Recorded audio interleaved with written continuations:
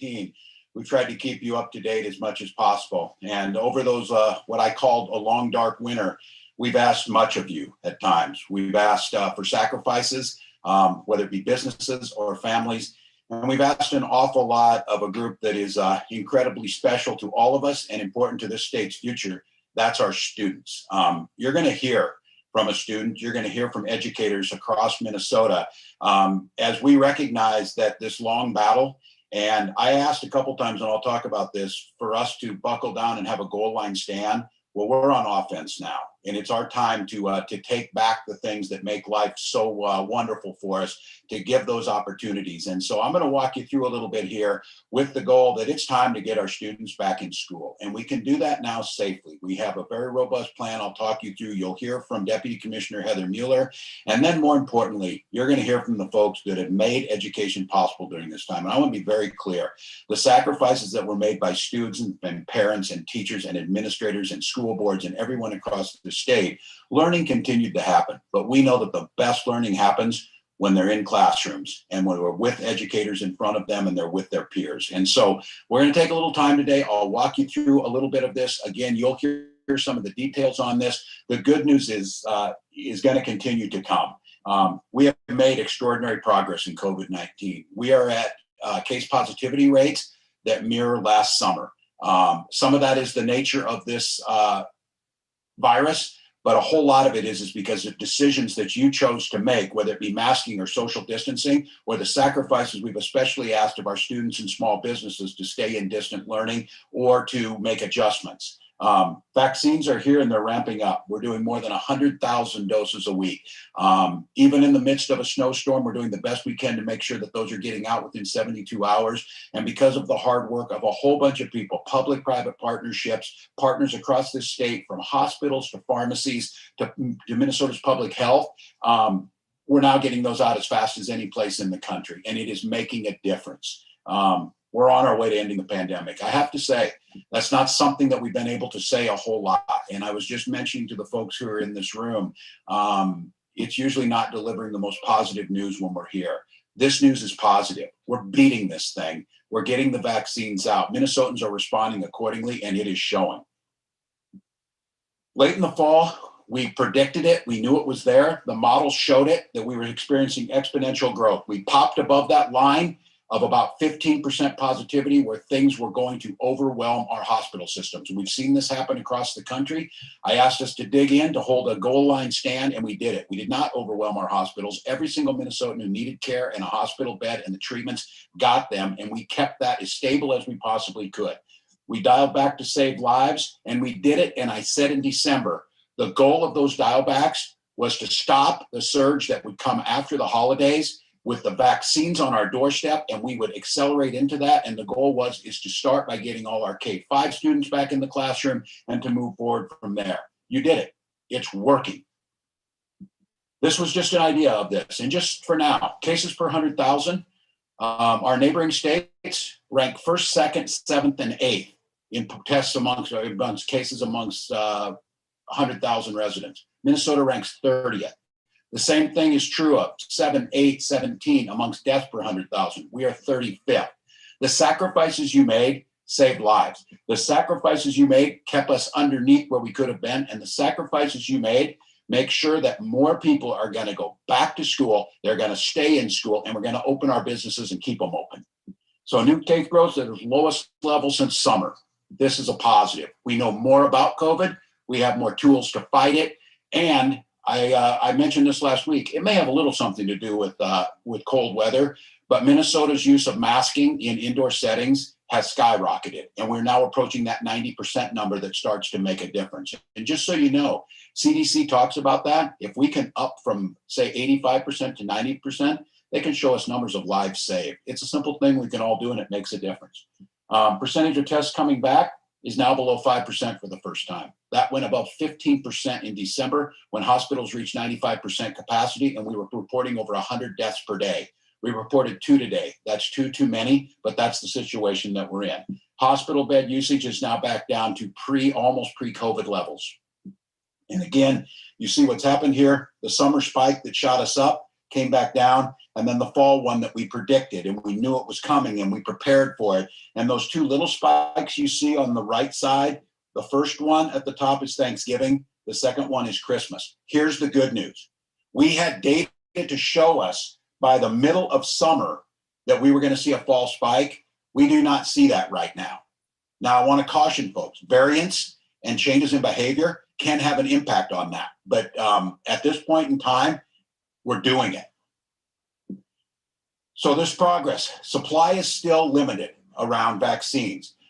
President Biden and the administration has promised 600 million doses, which the two for that 300 million doses to the American public by late July or August. The good news is those most vulnerable, 65 and above, we have already vaccinated about 50% of those. We are now seeing almost no cases whatsoever in long-term care facility, and the most vulnerable amongst us are protected by the decisions that you have made and that we have made. We're now up to 943,000. Probably by the time some of this goes to print, by Friday, we'll have passed 1 million doses given, basically over a 6-week period. 40% of seniors, that's up today, it'll continue to grow. Educators and childcare providers. We have one of 8 states that focused heavily on childcare providers and educators for the sole purpose of being here today, to be able to safely reopen our schools with a high degree of certainty that with the mitigation measures we will put in place in those schools, with the hard work of local folks who know how to do this, and with vaccines and an only in the nation testing program for educators, we can do this. We're activating that broad network so everyone can get there. How'd we get here? I've talked about this and you've seen this since last March. It's always a balancing act. Certainly, as we've said, if you want to make sure no one gets COVID, you would make sure you shut everything down. There'd be no interactions among people. That's not possible, practical, and it has its own side effects to it. So we have done things to try and balance, as I've said. We've decided that it wasn't prudent to make sure that everybody got COVID or that our death rate skyrocketed. We made different decisions on that, and we balanced it between the economy and well-being. And when we're seeing progress, it's time to move. And we're seeing the progress in controlling the spread of COVID. We're seeing the progress in the vaccines. It's now time to talk about, we saw a little bit last week with the economy, and now you're going to see this well-being part of it, of getting our students back in school. So students are going to be back in the classroom. Here's what we're going to do. Safe in-person learning is a public health imperative. Last week, the CDC provided the roadmap. The good news is Minnesota's a lot further down that road than even the CDC was. They asked for things that would be nice to have, like testing teachers. We have the most robust one in the nation. They asked for nice to have things, vaccinating educators before they go back. We are already a long ways down that road. And then in addition to providing PPE and doing the things that you're going to hear from the folks who are here, listening to local educators about the unique situation in their own building and their own communities. And Dr. Mueller will have a little bit more on that. Many of our students have already been back. I think you'll hear from superintendents who their K-5 kids have been in all except 13 days since this thing started. It has not hit all areas the same. And our safe learning plan that was developed last July gave that control to local schools to work in conjunction with healthcare providers in the state to provide that safe environment. This simply makes sure that we're taking that one step further. Our expectations is that schools will be able to offer some in-person learning. And my goal is to try and see the best we can to get 5 days a week in all of our schools for all of our students in a safe manner. That's the goal by March 8th. We can do this, Minnesota. The sacrifices we made, the things we've learned, and the efforts we put into it, and hearing from, and you're going to hear from a student to tell you this, we asked a lot. We asked you to give up Christmas in some cases with your family and to not have the big gatherings that all of us wanted to. Well, here's the payoff. We're going to give that present to all of these students because they're going to go back, and you're going to hear from a senior who's going to get a chance to do prom, going to get a chance to do those state tournaments, going to get a chance to graduate, and more importantly, going to get a chance to sit in those classrooms with friends who will remember for the rest of their life. This is a gift that we've done while protecting people's lives.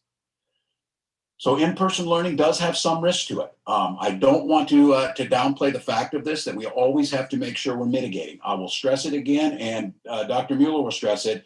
Our nation-leading on-site testing gives us a huge advantage. We're already above 25% of educators vaccinated, and I'm here to tell you today we're going to bump that to 18,000 doses. We'll go out next week and can try and continue to do that.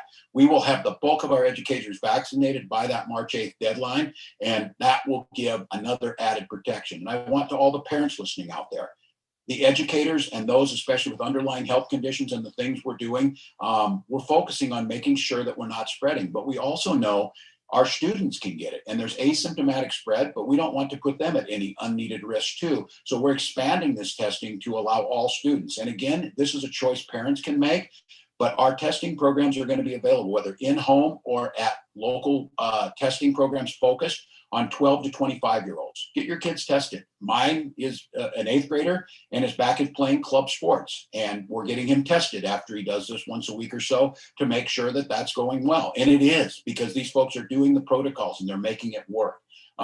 So we have that expansive capacity that's going to go even further.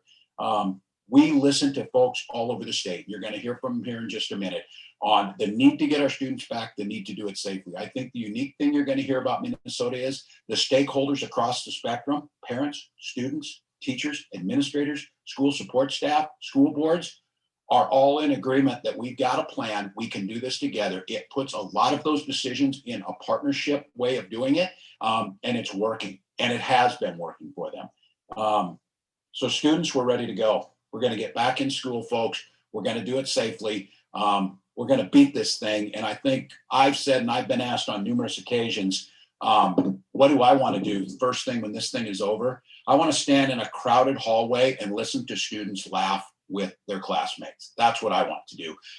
And that's the work that you've done has enabled us to do that. And this is an exciting day, Minnesota. It's we're not out of the woods. I don't want to make us believe that there's not some things that we still need to do, but the work has enabled us to do exactly what we wanted to do, control this virus, save lives, and move back to the things that we love. And with that, I would like to welcome up Dr. Heather Mueller, the Deputy Commissioner of the Minnesota Department of Education, to give a little more in-depth detail on this, and then we'll hear a little bit from Lieutenant Governor and our folks who are, and I would say this for Lieutenant Governor, will speak to you as Lieutenant Governor. She'll also speak to you as the mom of an elementary school student who we talk often on this, how excited she is, who's back in school and loving every minute of it. Dr. Mueller?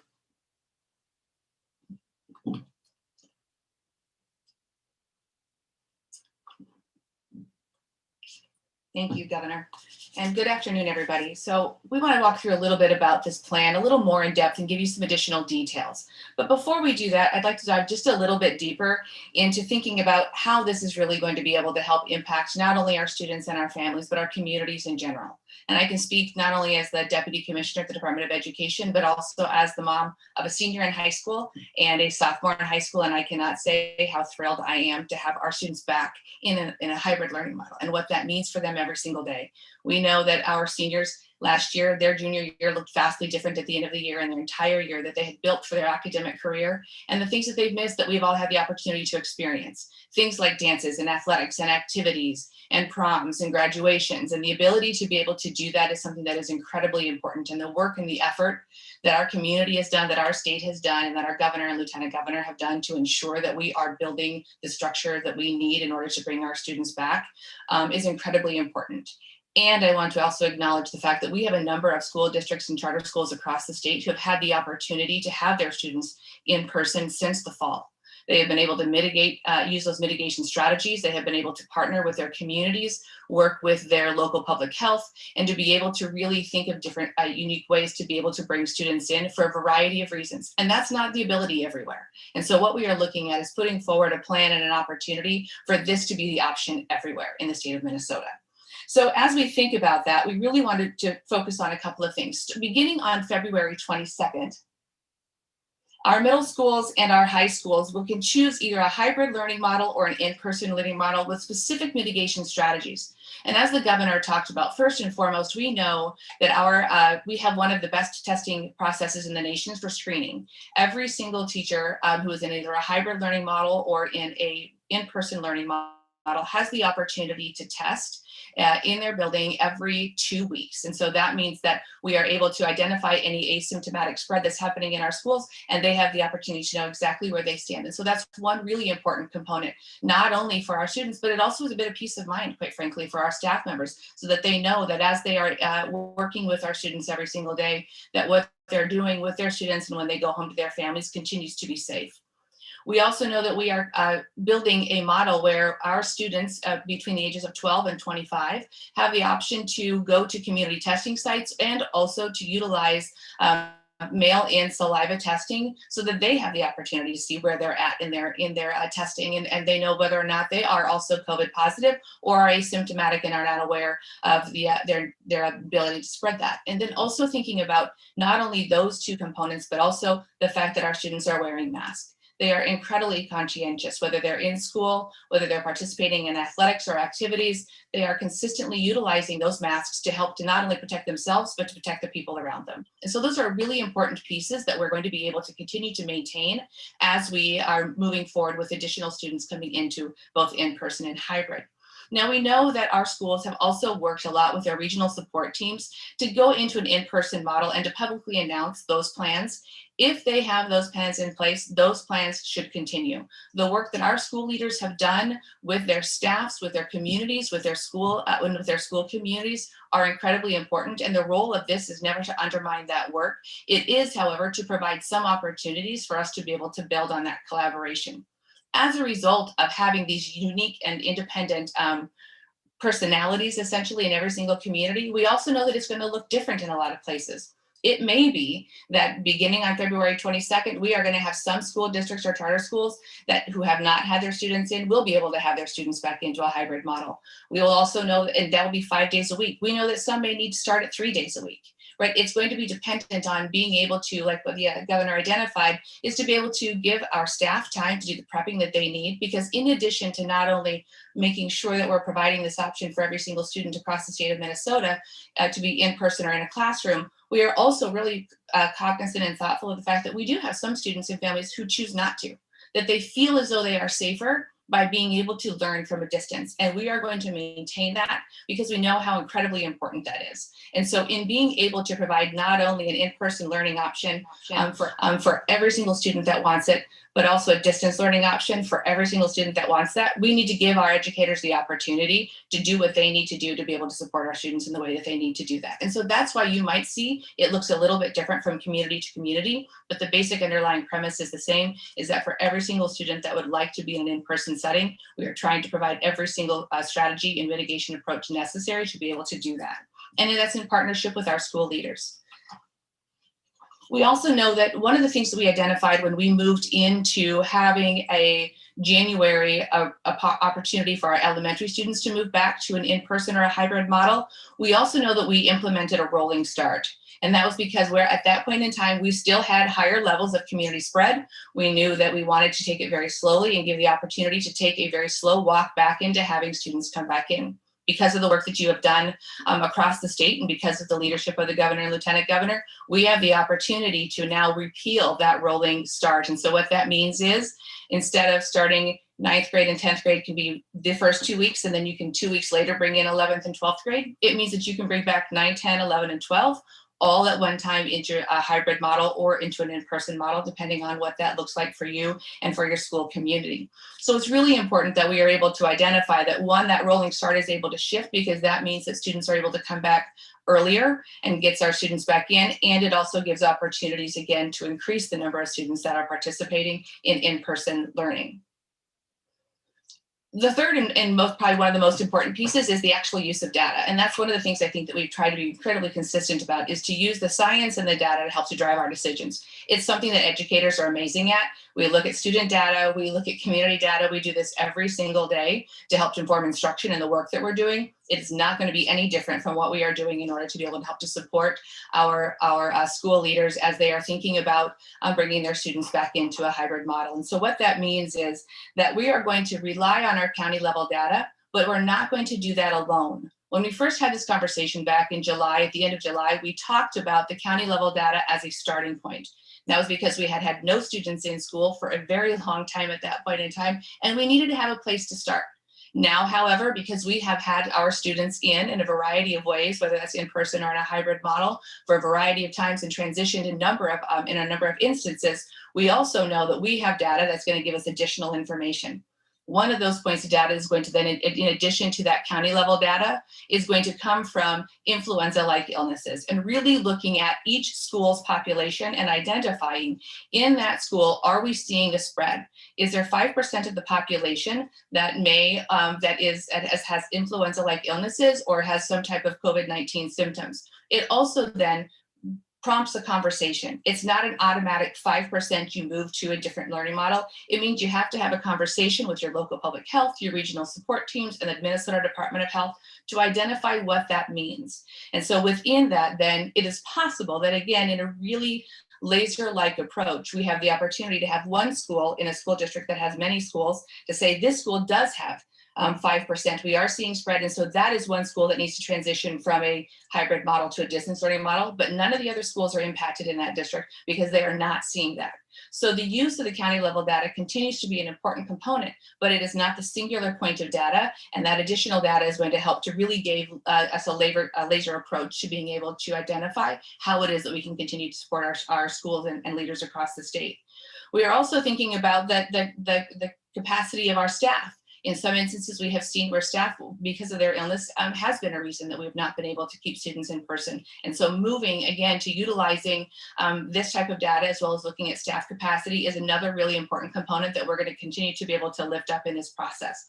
And so we are just really excited about having the opportunity to do the very best work consistently for our students and for our staff.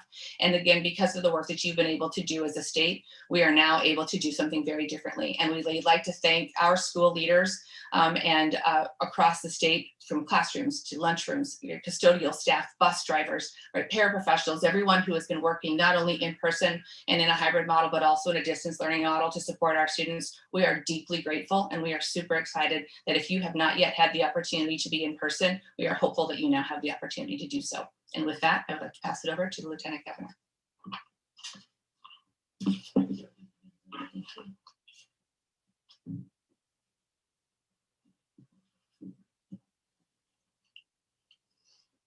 Thank you so much, Dr. Mueller. Good afternoon, everybody. I'm really happy to be here. You know, Minnesota has worked hard to slow the spread of COVID-19. We have dug deep and we've made sacrifices. And the folks, I think, who've made the most sacrifices have been our students. I want to take a moment and just recognize those sacrifices of those students. Distance learning has been a necessary step to keep students and teachers and communities, school staff safe. But it's come with enormous challenges as well. We know that students learn best when they're in person and with their teachers. We're in a strong position to protect our teachers and our students while improving education outcomes across the state, and it is critical that we do just that. I'm incredibly grateful for the work of the Minnesota Department of Education, school leadership, teachers, parents, and students who have all worked together to make this moment possible. Well, I stand before you as Lieutenant Governor, as the governor mentioned. Most importantly, I am here as a mom of a second grader. My daughter went back to school in person a few weeks ago, and it has changed everything for my family. I'll be honest, I was pretty nervous those first few days. It felt like her first day of kindergarten, and I thought about her all day long when you just worry about your child being okay. But the smile on her face and the energy that she brought back home with her, I have to say, made it all worth it. It takes support from the state to make sure that schools have access to testing and PPE, and slowly but surely, and we think we're getting more doses here to teachers next week, to the vaccine to increase safety for all of these environments. It takes leadership and clear communication at the district and school levels to build a plan that keeps teachers and staff and students safe and in the classroom. And it takes caution and responsibility from parents to reinforce those public health measures we know so well, to include them at home to minimize the possibility of exposure. But I will tell you that it is absolutely worth it to see the sparkle back in my girl when she comes home from school. The announcement today is not a finish line, but an ongoing commitment that we have to our students and that we have to each other. It's a partnership between school leadership, teachers, and families, and those of us who work at the state level to make it all work. We cannot let our guards down. Wear a mask, keep physical distance from others, and avoid indoor crowded spaces. Get a test if you need or want one, and get your vaccine when you are eligible. That's how we keep our kids back in school and keep them in the classroom. And one of the things that is a really powerful part of what we get to do here is to work directly with students and hear from them. So I am very excited that we have a high school senior who is with us today. Owatonna High School senior Lane Versteg. Please come on up and share your story with us. Welcome, Lane. Come on up.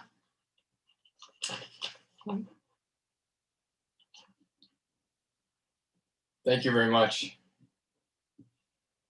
As I ended my junior year online, I couldn't help but be excited for the beginning of my senior year. At the time, there wasn't a doubt in my mind that my classmates and I would be walking the halls of our high school together this fall. And although some exciting months of my junior year had been interrupted, I was still hopeful for the experiences my next year of high school had in store. Little did I know, however, just how serious this pandemic would be. As COVID became more and more real, my expected return to school grew farther and farther away. By last year's September, I had all but given up on my senior year. I had accepted it as lost. And although I am grateful for the countless hours my teachers have put in to make distance or hybrid learning as good as possible, nothing can replace the memories made with friends during high school. I was longing for just one more bus ride with my teammates, just one more rush of anticipation before stepping onto a concert stage, and hoping for not just a senior prom, but a first prom. Now, as vaccines roll out and the end of this pandemic feels closer than ever before, I am reminded of the excitement I was experiencing 12 months ago. With the governor's new direction, I'm eager for the opportunity to share the walls of my high school with my classmates one last time.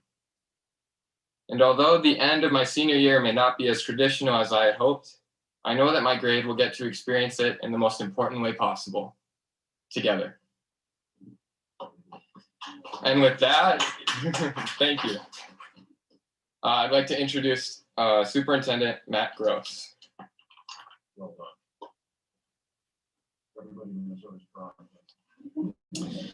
Yeah, that's a tough act to follow, Lane. I appreciate those words. My name is Matt Gross. I'm privileged to serve as the superintendent for the Grand Rapids and Big Fork School District in northern Minnesota.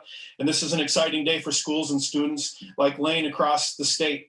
And I just want to thank the governor for his leadership and this hopeful day, and also for prioritizing our education staff through the testing and through the vaccination. So thank you.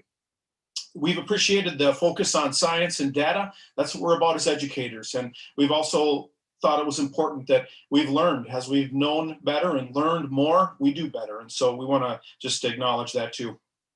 We've seen the effects of being away from school on students like Lane. And for some students, it's worked fine, but for others, it's been very, very difficult.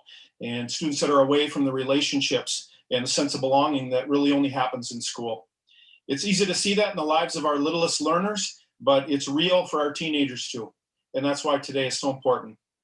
Some districts like mine have been fortunate to be able to have students in person this year for many, many days. And there are some students, like Deputy Commissioner mentioned, that have been in school all year. And our facilities, different community viral conditions, and an ability to emphasize mitigation strategies made those possible.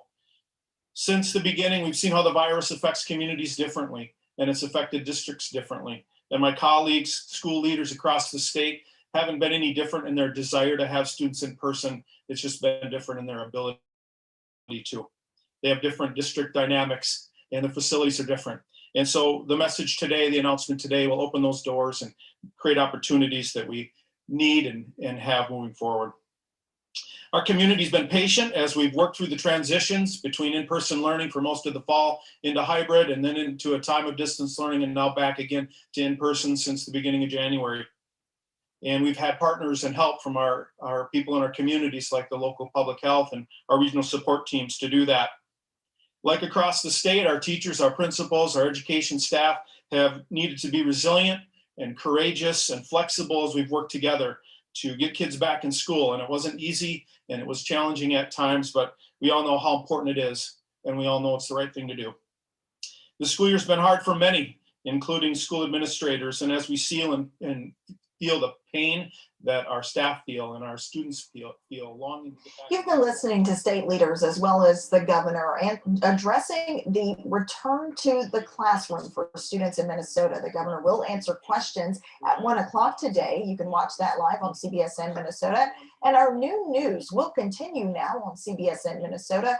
For now, we do return you to regular programming. It's exciting, and I'd encourage our communities, our parents, fine-tune these plans as they create models that are going to be able to bring more kids back as safely as possible. Your superintendents, your school leaders want to get this right. They want to keep communities safe. The vision of One Minnesota that our governor laid out is one of unity, and success for every district, for every school, for every student is a part of that vision. And schools like mine, where we've been able to have students in person, and places where they've been able to have students in person all year, we stand ready to help however we can to make that happen. Thank you. With that, I'd like to introduce an amazing colleague of mine, Dr. Teresa Battle.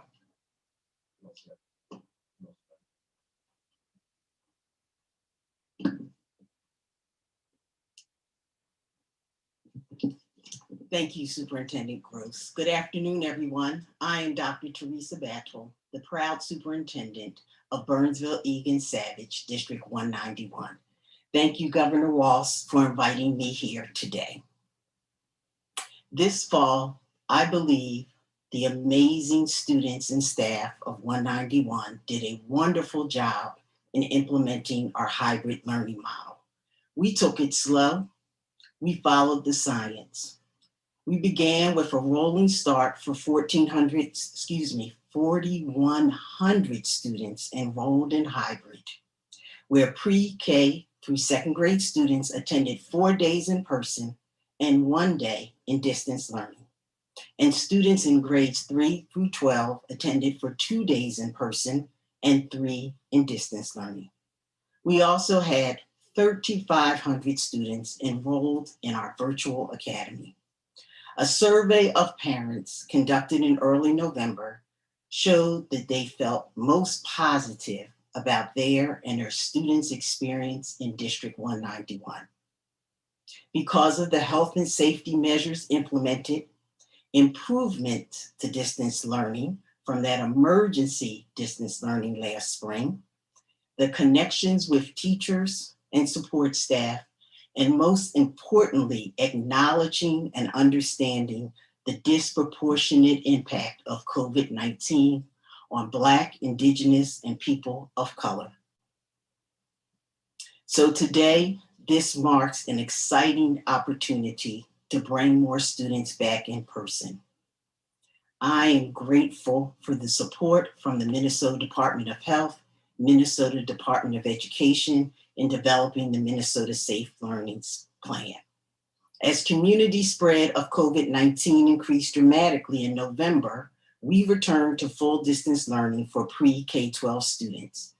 But 2 weeks ago, our pre-K-2 students began attending in person 5 days a week. And on Monday, we welcomed our 3rd, 4th, and 5th graders back to in person. Everyone is happy to see our pre-K-5 students in person in our halls and classrooms again. Students are ecstatic about being back as well. So with case rates decreasing, our ongoing commitment to safety protocols and a steady increase in vaccinations, I'm pleased that our district will bring middle and high school students back to a hybrid learning model. I'm confident that we'll be able to be successful in providing education and support services to students as we move towards spring. And I'm hopeful that we'll be able to keep students in school over the final months of this year. So I want to thank my amazing staff, amazing students and parents for trusting us through educating through a pandemic, and our community and our school board for your support. And now I'll turn it over to Governor Walz for final remarks. Thank you. Thank you, Dr. Battle, Superintendent Gross, Lane, and to Minnesotans. If you're like me, I think listening to these amazing leaders and listening to Lane, the tears of joy that I could feel in this very small room with people probably being felt across Minnesota. This has been hard, been unprecedented in a century that the world's seen this. And it's been tragic. The deaths of nearly 500,000 Americans lost their lives in this, and the tragedies that came with it. And it felt like we have always been on the defense, which we were. I used that football analogy of a goal line stand in November. We did it and we held, and now we got the ball. It's time for us to go on offense. It's time for us to continue to beat this thing down, to get our children back in there. And for Minnesotans, during a time of so much division, I think there's a few things that we all agree on. We love our children dearly and value them more than anything else. We all agree that getting them back in school is our absolute goal. And now we have the tools and the partnerships to do so safely. This is a milestone, and it's a milestone that came with, as we said, a lot of sacrifice, but it's the right direction. We're going to go over and take some questions from the press. I'm just going to remind folks, staying vigilant.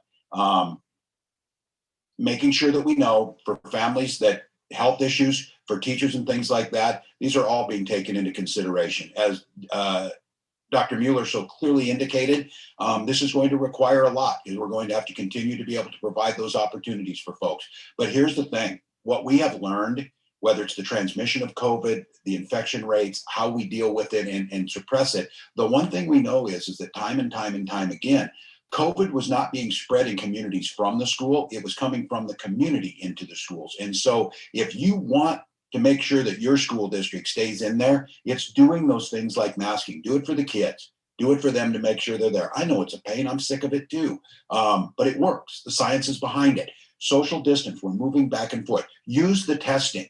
We have the most robust testing in the country. And for those of us and those at the Minnesota Department of Health and others that still are deeply concerned about the spread of the new variants, the way you beat it is testing, find it quickly, and isolate. That is more important now than it's ever been. Make sure you know where you're at, what you're doing, and if you do something or you forget or you think you've been exposed, we have COVID Aware on your phone app. You can go and get that test. And I would encourage all of you as you see this, the vaccine is safe. It's being widely distributed. It was tested to the highest standards. And this is truly, it's not a miracle, it's science, but it's having incredible positive impacts. So let's roll up our sleeves, Minnesota. Let's fight this final last part of this thing. Let's get excited and see that and know that we're doing it for our children, and every day can get just a little bit better. So thank you to all the folks who are here. Lieutenant Governor, thank you. We talk a lot about state stuff, but I have to tell you, we've been talking a lot as friends of parents of an 8th grader and a 2nd grader in the public schools. I have to say, I could not be prouder to be a teacher myself, to know what the work that's been done to make sure that my child and Lieutenant Governor's child and every child across this state had an opportunity. These educators want to be with their students more than anybody, and we owe it to them to make sure they do it safely. That's what this plan does. We'll continue to work together on this. In Minnesota, been a long year, but today's one of the days we've been looking for. We're headed in the right direction. We'll go over and take some questions about this and about some public safety issues that are kind of on the docket, and start executing our plans. Thank you. Now, from Minnesota's most watched station, this is